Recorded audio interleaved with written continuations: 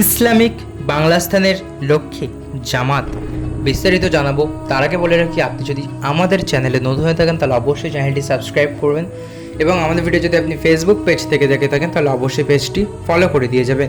আসুন জেনে নেওয়া যাক বিস্তারিত।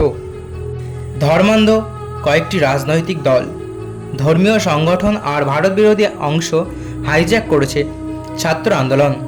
তারই পরিণতি অগ্নিসংযোগ, লুটপাট আর সংখ্যালঘু নির্যাতনের এই নৈরাজ্য।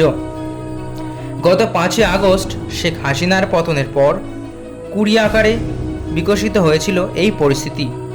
আর বৃহস্পতিবার রাতে মোহাম্মদ ইউনূসের নেতৃত্বে অন্তর্বর্তী সরকার গঠিত হতেই নোকদাঁত বের করে ফেলেছে মৌলবাদীরা। সমাজ মাধ্যম জুড়ে জামাত আর হেফাজতে ইসলামের কর্মী সমর্থকদের একটাই দাবি, এবার গজওয়াতুল হিন্দ অর্থাৎ অমুসলমানদের বিরুদ্ধে যুদ্ধ শেষে আদায় করতে হবে ইসলামিক বাংলাস্তান।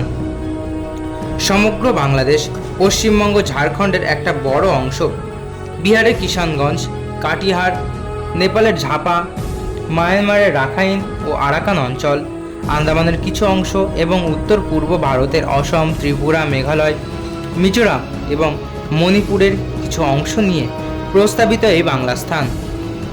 কাঙ্ক্ষিত এই এলাকা আদায়ে আরও একটি মুক্তিযুদ্ধের নামার আহ্বান জানানো হচ্ছে ফেসবুকের দুনিয়ায়। এমনকি এই প্রচারও চলছে যে প্রস্তাবিত বাংলাস্তানের সরকারি ভাষা হবে আরবি ও উর্দু। ইতিমধ্যে ঢাকা সহ বাংলাদেশের বিভিন্ন বড় শহরে রাস্তার ধারে আরবি ভাষার লেখাচিত্রে সাজানো হচ্ছে দেওয়াল ও প্রতিষ্ঠান। অন্তর্বর্তী সরকারের বেশ কয়েকজন মাতব্বরও এবার সরাসরি ভারত বিরুদ্ধে লড়াইয়ে নামার আহ্বান জানাচ্ছেন। গোয়েন্দারা বলছেন, বাংলাদেশে নিষিদ্ধ ঘোষিত জঙ্গি সংগঠন হরকত উল জেহাদি ইসলামী অর্থাৎ হুজি, জামাতুল মুজাহিদিন বাংলাদেশে অর্থাৎ জেএমবি, হেফাজতে ইসলাম এবং জামাতপন্থীরা কখনো বৃহত্তর বাংলাদেশ, কখনো মোগলস্তান, আবার কখনো মুসলিমাবাদ গঠনের দাবি জানাচ্ছিল। তারই নব্য সংস্করণ এই বাংলাস্তান।